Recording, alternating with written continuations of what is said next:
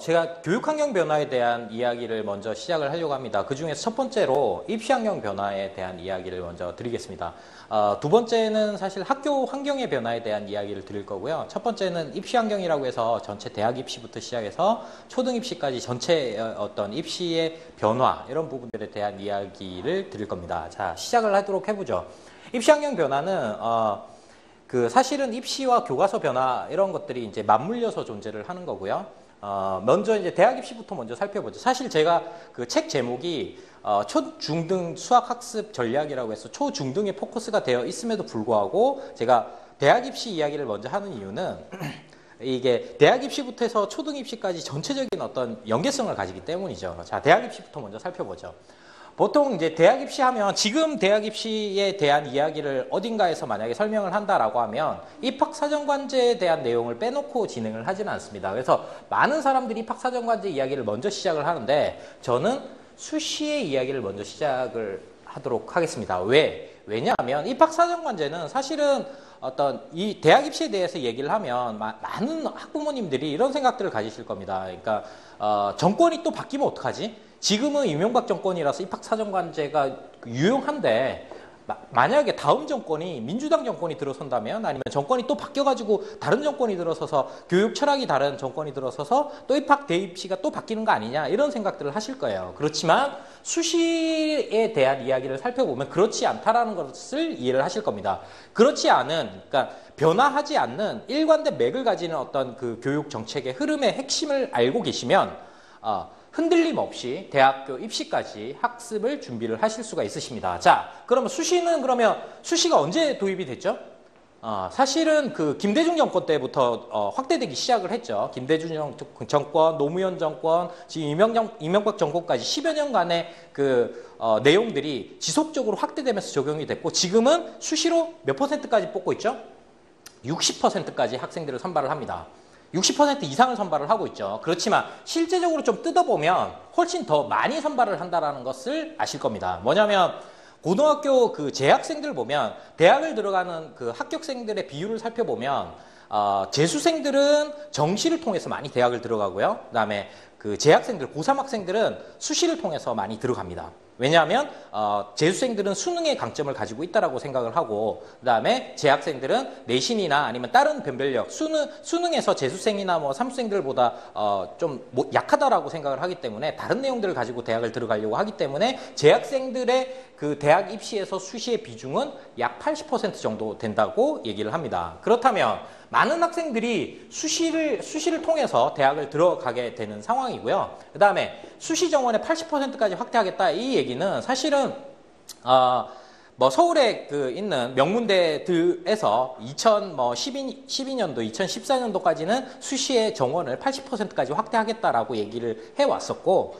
그런 것들을 이제 적어놓은 곳이고 점차 수시가 확대되어 가고 있다는 이 경향은 정권이 바뀐다 하더라도 변하지 않을 경향인 것 같습니다. 자, 이 부분에 대해서 이제 좀 인지를 하셔야 될 것 같고요. 그 다음에 정시, 수시를 통틀어서 대학을 들어가려면 세 가지 요소를 가지고 학생들을 평가를 합니다. 그게 뭐냐면 첫 번째가 수능 점수고요. 그 다음에 두 번째가 내신입니다. 세 번째가 대학별 고사라는 게 있고요. 이 세 가지 요소를 가지고 대학을 들어가는데 정시는 뭘 보냐면 수능 점수와 내신을 주로 보고요. 그 다음에 수시는 대학별 고사와 내신을 가지고 학생들을 선발을 합니다. 물론 수능이 조금 들어가긴 합니다. 수능은 어떤 부분에서 들어가냐면 최저 학력 기준으로 해서 커트라인 정도로만 작용을 하고 그렇다면 대부분의 학생들을 지금 선발하고 있는 수시는 대학별 고사와 내신을 가지고 학생들을 대부분 선발한다라고 얘기를 할 수 있는 거죠. 자, 그런데 어머님들께서 착각하시는 게 하나가 있습니다. 뭐냐면 우리 학생들이 지금 공부해서 대학 들어가려면 뭘 보고 대학을 들어가나요? 뭘 보고 가죠? 수능을 보고 간다고 대부분 생각하시죠. 근데 딱 제 얘기를 들어보시면 수능을 보지 않고도 대학 들어가는 학생들의 비중이 점차 확대되어 가고 있고 절반 이상의 학생들이 수능을 아예 보지 않고도 대학을 들어가고 있다는 거죠. 그렇다면은 사실 수능만을 목적으로 해가지고 아니면 내신을 잘 보는 어떤 목적으로 해서 대학을 준비하는 학습 플랜을 짜는 것보다는 이런 어떤 다양한 어떤 지금 입시 제도를 이해한 상태에서 학습 전략을 짜는 것이 훨씬 더 효과적이다라는 이야기를 할 수가 있는 거죠. 자, 어찌됐건 요 내신에 대한 이야기를 잠깐 하겠습니다. 내신은 교과와 비교과를 포함하는 내용입니다. 보통 우리가 내신하면 학교 성적이 뭐 석차가 몇 프로냐 뭐 이런 것만 가지고 이제 생각을 하시는데 실제로 이제 그 내신을 좀 뜯어보면 교과와 비교과가 있는데 지금 현재 아니 이제 과거의 어떤 내신에서는 내신의 실질 반영률이 거의 없다라고 보통 얘기를 합니다. 그죠? 왜 그런 이야기가 나오냐면 이거 제가 샘플링을 한번 해볼게요. 내신 만점이 만약에 400점이다라고 하면 모 대학의 그 교과 만점이 376점입니다. 근데 비교과는 24점밖에 안 됩니다. 그런데 그러면 대부분 교과를 통해 가지고 학생들이 그 내신 점수를 받는 거 아니냐 이렇게 생각하실 거 아니에요. 근데 이 교과의 기본 점수가 374점입니다. 그러니까 반에서 꼴찌하면 몇 점이에요?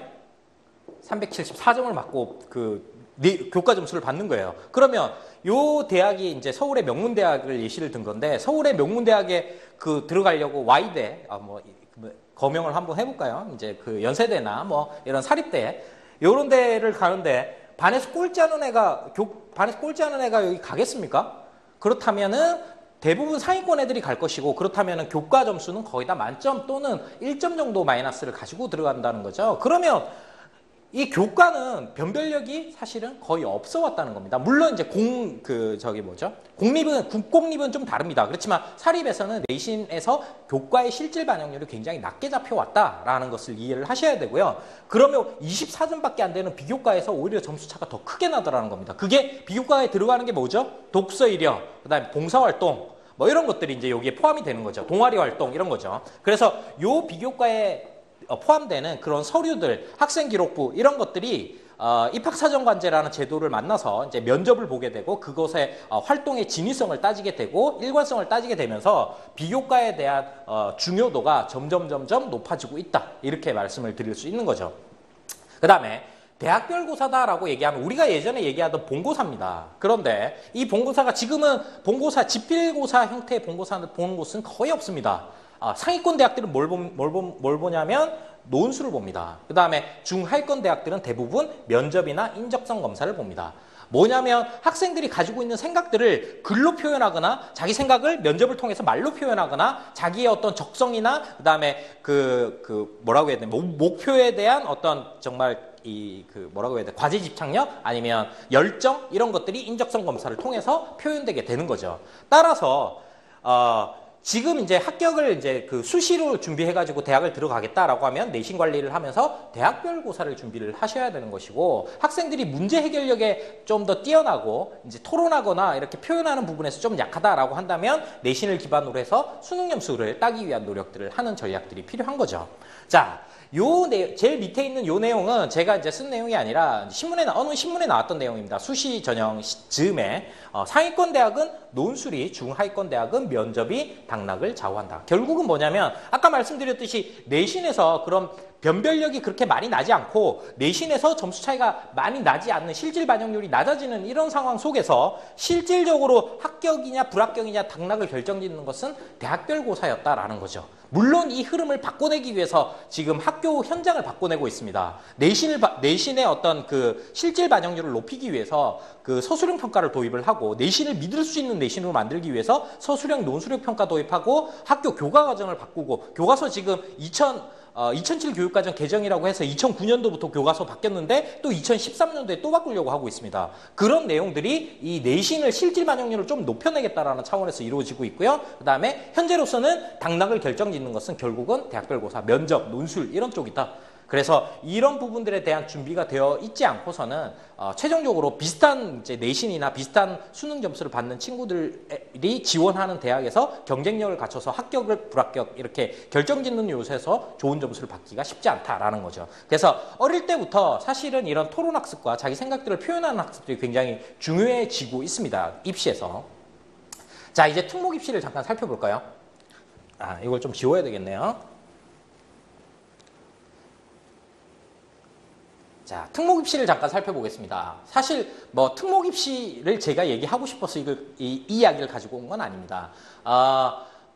많은 사람들이 이제 고등학교 입시 이렇게 얘기를 하면 특목 입시를 생각을 합니다. 과고, 외고, 뭐 국제고, 뭐 영재학교 뭐 이런 학교들이죠. 근데 제가 이걸 가지고 온 것은 일반계 고등학교에 대한 이야기를 하기 위해서 가져왔습니다. 지금 얼마 전에 며칠 전에 발표를 했죠. 2009 교육과정 개정에 따라서 교과서를 개편을 하고 교육과정을 개편을 했습니다. 국민 공통과정이 고등학교 1학년까지 공통과정이었다가 고등학교 2학년 때 뭘 선택합니까? 문과이과 선택을 하죠. 근데 문과이과 선택을 하는 것이 지금은 국민 공통과정이 10년에서 9년으로 줄었습니다. 그러면 언제 선택을 해야 되죠? 중학교 3학년 때 고등학교 올라가면서 선택을 해야 되는 겁니다. 얼마 전에 그거 발표 나면서 수준별 학습을 하겠다고 했던 거 아시나요?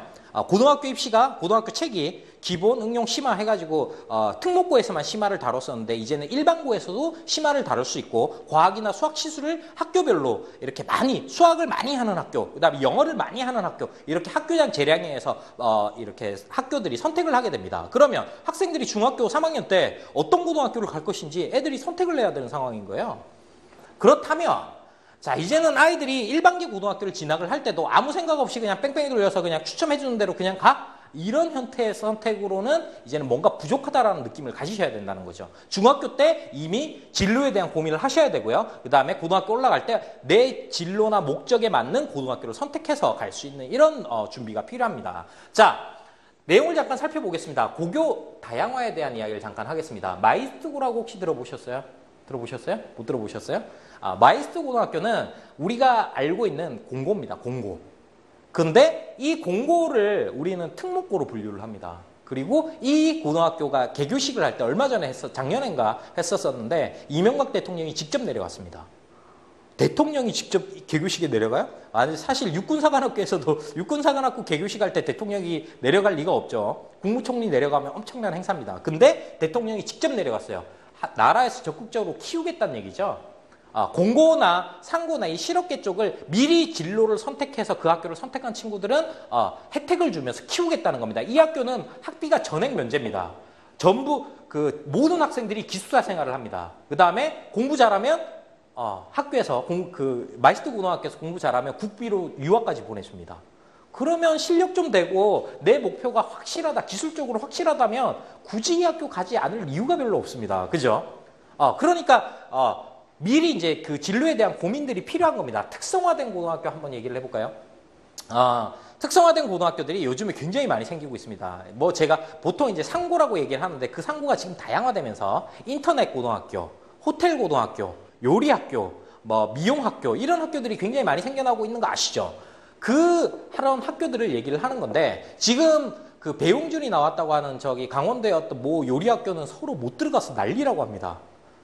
요리 쪽은 특히나 더 그렇고요. 호텔학교, 호텔리어들을 꿈꾸는 친구들 어릴 때부터 굉장히 많이 준비를 하고 있는 거죠. 이런 특성화된 고등학교들이 많이 생기면서 지금은 중학교 내신이 꽤 좋은 친구들도 이런 특성화된 고등학교들을 선택하고 있는 경향들이 많아지고 있습니다. 그래서 제가 하고 싶은 얘기는 뭐냐면 고교가 다양화되면서 선택의 어떤 폭들이 다양화되고 그다음에 아이들이 조금 더 빨리 진로에 대한 고민을 하고 어떤 고등학교 갈 건지에 대한 고민을 꼭 해야만 되는 상황들이 지금 벌어지고 있다라는 것을 인식하시고 학습을 지도를 하셔야 된다라는 거죠. 그다음에 특목고 입시를 잠깐 볼까요? 특목고가 이제 자율고가 막 확대가 되고 있다라는 건 알고 계실 거예요. 근데 얼마 전에 이제 교육감 선거를 하면서 진보 성향의 교육감들이 많이 당선이 됐습니다. 그러면서 자율고 확대가 좀 억제되지 않을까, 평준화 정책이 좀 더 유지되지 않을까 이런 생각들을 착각하고 계시는 분들이 계신데 이거는 단순하게 그냥 진보 성향의 교육감 이걸로 얘기를 할 수 있는 내용들이 아닙니다. 왜? 서울에 지금 인구들이 다 집중이 되어 있죠. 그래서 노무현 정권 때 대못 받겠다 했던 정책이 있습니다. 뭐냐면 혁신도시 정책입니다. 그래서 지금 아마 지방이 고향이시거나 지방에 이렇게 돌아다녀 보면 혁신도시를 막 건설한다고 막 난립니다. 세종시부터 시작해서 지방에 뭐 인천에는 국제도시 만든다고 하고 있고요. 그 다음에 각 지방에 이제 그 공기업들, 공공기관들, 수자원공사, 뭐 한전 이런 회사들이 다 내려가게 돼 있습니다. 그래서 각 지방에 이제 혁신도시들이 만들어지고 있는데 그 혁신도시들에 그 공기업들만 내려가 있으면 그 공기업 직원들이 가족들 다 데리고 내려갈까요? 인구 분산에 효과가 있을까요? 가겠습니까? 자식들 교육이 어느 정도 받쳐지지 않으면 가지 않는다는 거죠. 그래서 작년 5월에 교과부에서 발표한 게 이런 혁신도시에는 자율고, 자사고를 적극적으로 허용을 해주겠다라고 발표를 했습니다. 게다가 3불정책 중에서 가장 절대로 안 된다고 했던 게 기여금 입학제도입니다. 근데 기여금 입학제도가 한승수 총리가 총리 시절에 이제 얘기했던 게 사립대 위주로 해서 기여금 입학제도를 약간씩 풀어주겠다라고 얘기를 했었고요. 근데 고등학교에서도 그게 풀어진 사례가 있습니다. 어딘지 아세요? 모르시죠? 하나고등학교입니다. 하나고등학교는 하나금융그룹에서 지원을 해주는 거죠. 그래서 사기업이 고등학교를 지원을 해줍니다. 금융적으로, 재정적으로 지원을 해주고 그 다음에 하나금융그룹의 임직원 자녀들은 특례로 몇 % 정도는 입학을 시켜주는 제도입니다. 고등학교에도 기여금 입학 제도가 일부 허용이 되고 있다라고 얘기할 수 있는 거죠. 자, 이런 혁신 도시들이 이제 개설이 되면서 지방의 자율고 자사고들이 확대되어 갈 수밖에 없는 그런 상황적 논리들이 있습니다. 그래서 이런 어떤 좋은 일반계 인문계 고등학교 안에서도 좋은 고등학교와 나쁜 고등학교들이 기본적으로 나누어질 수밖에 없는 다양한 상황들이 존재한다라는 것을 이해를 하셔야 되고요. 그래서 좋은 고등학교를 가기 위한 노력을 중학교 때 진로에 맞춰가지고 고민을 하셔야 되는 상황들이 지금 벌어지고 있다는 겁니다. 그 다음에 특목 입시를 잠깐 볼까요? 특목 입시는 한마디로 얘기하면 지금 입학사정관제로 다 바뀌어가고 있습니다. 한 7, 80%는 자기주도 학습 전형입니다. 그죠? 그 다음에 과거에서 시행하고 있는 게 창의성 캠프 전형입니다. 근데 이 두 개의 전형이 모두 뭐냐면 한마디로 얘기를 하면 지필검사 폐지, 그 다음에 학생들의 생각을 물어보는 면접이나 논구술 이런 쪽으로 이제 변해가고 있는 거죠. 물론 면접을 하기 전에 학생들이 작성을 해야 될 서류들이 있습니다. 학업 계획서나 진로 계획서나 뭐 이런 것들을 봉사활동, 동아리 활동 이런 이력들을 작성을 해야 되고 그거에 따른 서류와 면접 이런 것들이 학생의 당락을 결정짓게 되는 거죠. 자, 가만히 보겠습니다. 1차적으로 내신을 가지고 1차 선발을 하고요. 그 다음에 비교과 내신을 서류로 제출을 하면 면접을 통해서 그 진위를 검증하고 일관성을 검증하는 절차입니다. 자, 가만히 생각해 보십시오. 대학 입시하고 뭐하고 똑같지 않습니까? 뭐죠? 수시하고 똑같은 제도가 고등학교 입시에서, 특목 입시에서 거의 대부분의 입시를 차지를 하고 있다. 이렇게 얘기를 할 수가 있는 거죠. 자, 그 다음에 교장 선생님의 마인드가 학교 수준을 결정하는데 이게 굉장히 중요한데요. 한번 예를 들어 보겠습니다.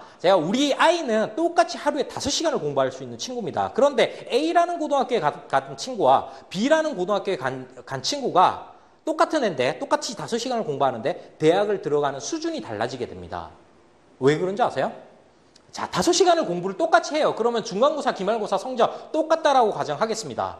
그런데 A라는 고등학교는 교장 선생님이 좀 적극적인 마인드를 가지셔서 장학사가 되고 싶으세요. 그러면 학생들 교육부에서 교육청에서 뭔가 내려오면 공문 내려오고 뭐 체험활동 하라고 내려오면 어떻게 하겠습니까? 애들 열심히 그런 동아리 활동 시키고 뭐 교육청에서 하는 행사들 참여시키겠죠.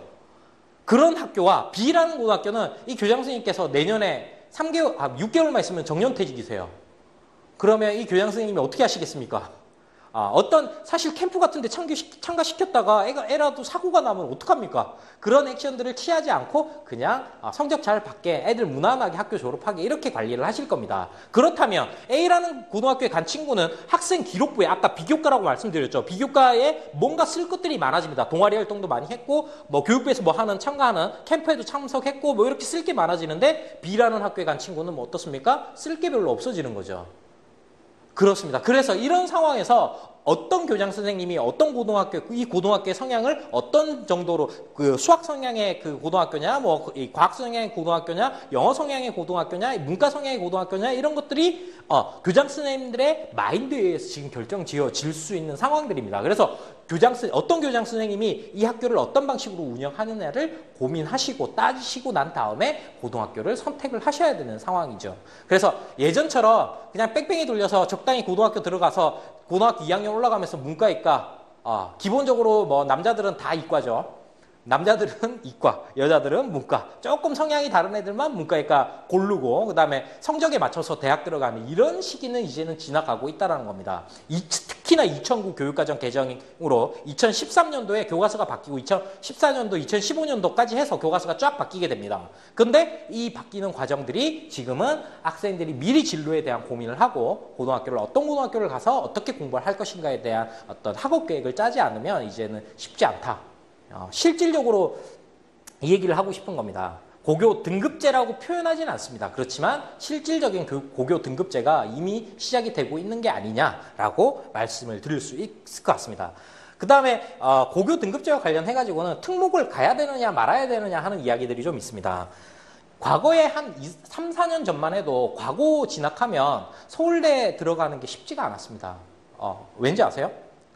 내신에서 일단 불리한 것을 극복할 방법들이 별로 없었습니다. 그래서 과거 애들은 과학이나 수학에 특화된 친구들인데 타 과목에서 이제 수능 점수가 안 나오니까 좋은 대학을 갈 수 없는 거예요. 그러니까 대부분 선택했던 게 카이스트나 포항공대, 포스텍을 선택을 했었죠. 근데 재작년부터인가요? 작년부터인가요? 서울 과고 애들이 서울대 합격생 수에서 단일 고등학교는 최대 인원을 보내기 시작을 했습니다. 왜? 수시가 확대되어 가고 있기 때문입니다. 그래서 좋은 고등학교를 들어가는 게 수시가 확대되어 가고 입시 자체가 다양한 어떤 요소들을 평가하기 시작하면서 좋은 고등학교를 들어가는 게 좋은 대학을 들어가는 것과 어느 정도 일치하는 그런 상황들이 벌어지고 있습니다. 그래서 그냥 아무 생각 없이 그냥 대충 적당한 고등학교 가서 적당히 공부하면 되겠지, 이런 우리 어렸을 때 마인드로 학생들을 지도하시면 입시에서 불리한 상황에 처할 수밖에 없는 상황입니다. 그래서 어머님들이 관심 가지시고 어떤 고등학교에서 어떤 학습을 준비를 하고 있는지에 대한 관심을 가지시고 정보를 얻으시고 선택을 하셔야 됩니다. 자, 그 다음에 이제는 초중등 얘기를 좀 하겠습니다.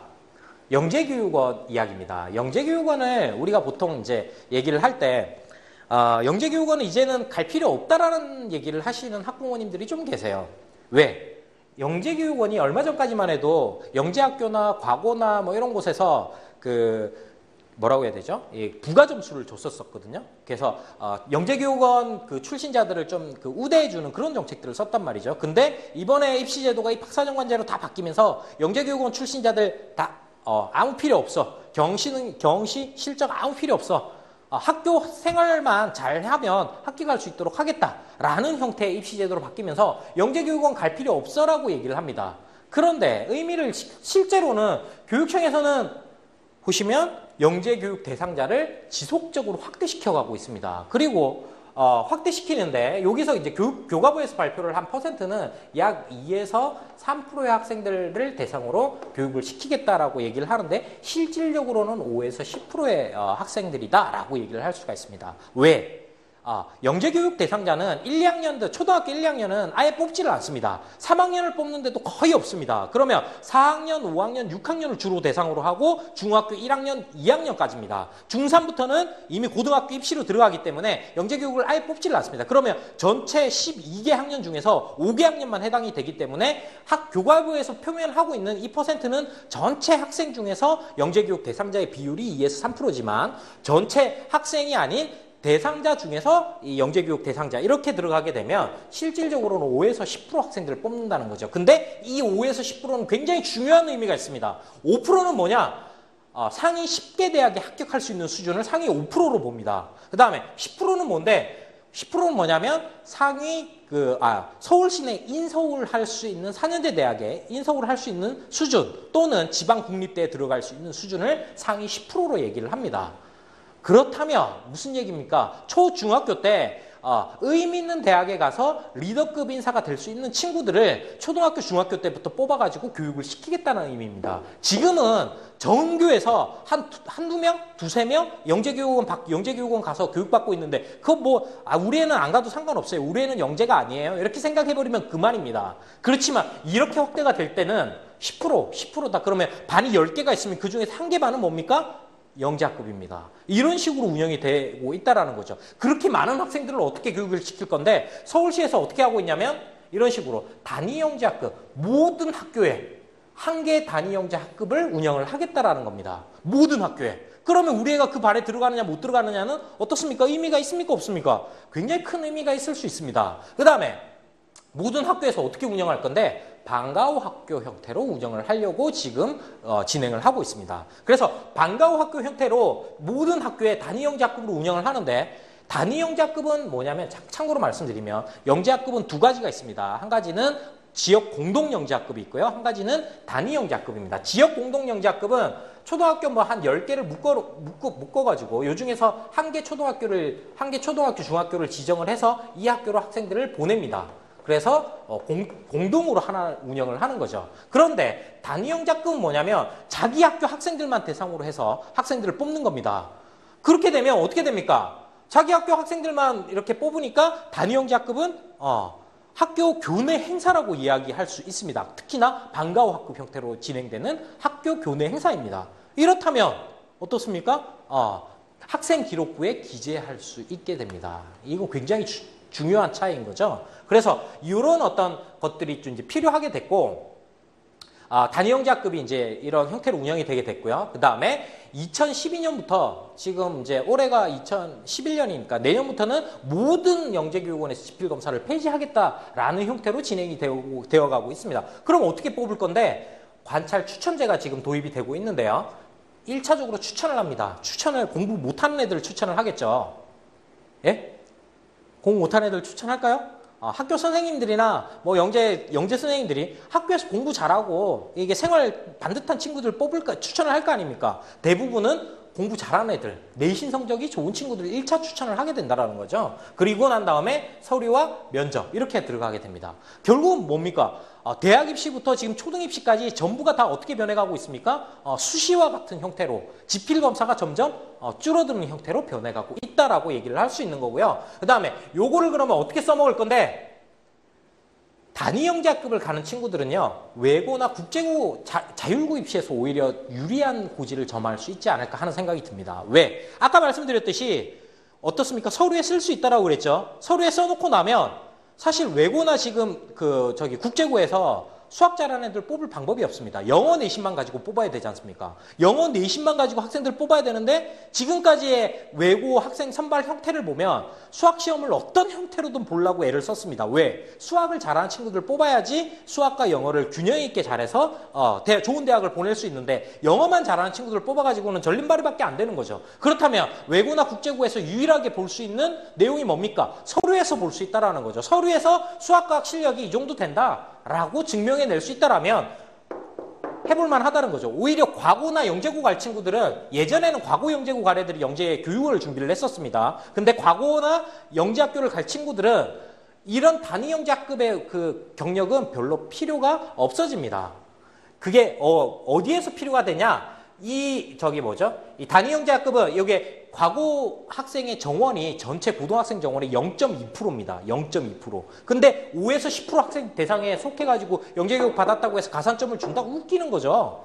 그래서 이런 데를 준비하는 친구들은 어디를 가야 되냐면 과고부설 영재교육원이나 대학부설 영재교육원, 이거는 중등에만 있습니다. 여기에 반드시 들어가야지만 입시에 좀 더 유리한 고지를 점할 수 있습니다. 왜? 과고부설 영재교육원 가면 누구랑 그 영재교육을 받을 것 같습니까? 누구랑 수업을 할까요?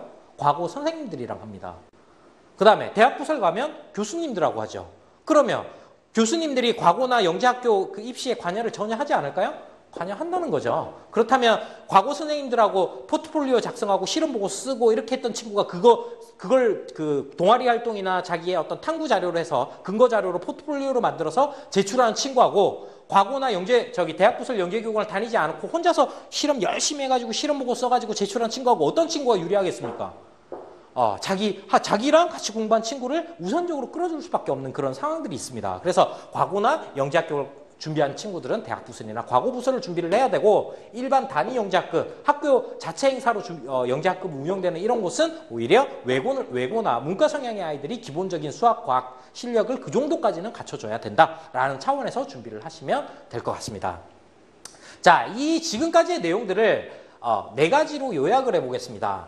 한 가지는 뭐냐면 지필검사가 점점 없어져가고 그 학생들의 능력을 평가하는 것을 점수로만 보지 않겠다라는 거죠. 학생들의 말하는 능력, 그 다음에 그 살아온 동아리 활동, 경력까지도 다 점수화 시키겠다라는 겁니다. 그래서 지필검사를 점점 없애고 다면평가로 진행해 간다라는 거고요. 그 관점 중에서 수능의 영향력이 점점 줄어들어 간다라고 얘기를 할 수 있습니다. 그 다음에 이 다면평가의 핵심은 도대체 뭔데? 라고 하면 의사소통 능력입니다. 이것은 좀 이따가 이제 제가 다음 강의로 말씀을 드리겠지만 그 학교 시험에서도 지금 의사소통 능력을 중점적으로 하는 서술형, 논술형 평가를 중심으로 하는 학교 시험, 내신 시험으로 변해가고 있고요. 입시에서도 이게 뭡니까? 글로 쓰면 뭡니까? 논술이죠. 말로 하면 면접이죠. 이런 의사소통 능력이 핵심 어떤 그 능력으로 지금 자리 잡아가고 있습니다. 이게 2007 교육과정 개정과 2009 교육과정 개정의 핵심입니다. 그 다음에 고등학교가 다양화되면서 어머님들이 학생들의 어떤 진로에 대한 고민을 조금 더 빨리 해주셔야 됩니다. 제가 어머님들 상담해 보면